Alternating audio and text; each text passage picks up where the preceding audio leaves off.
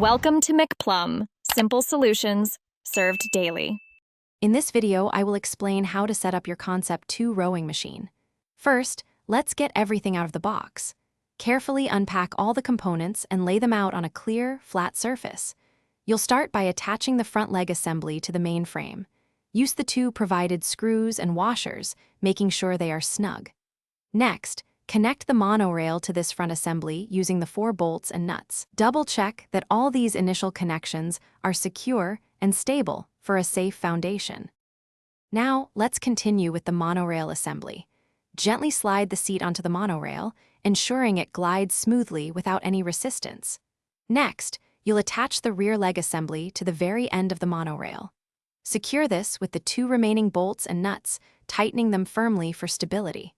Finally, mount the performance monitor arm to the front leg assembly. This arm will hold your monitor in the perfect viewing position during your workouts.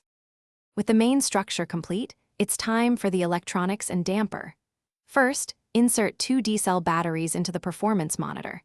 Then, connect the monitor cable, ensuring it's securely plugged into both the monitor itself and the flywheel housing. This powers your display. Next, familiarize yourself with the damper setting, which ranges from 1 to 10. This controls the airflow to the flywheel. A setting between 3 and 5 is an excellent starting point for most individuals. Before your first row, let's do some final checks. Double-check that all bolts and screws are tightened securely to ensure your safety during use. Test the seat movement along the monorail and ensure the foot straps adjust and hold firmly. When you're finished, remember your Concept 2 rower is designed for convenient storage.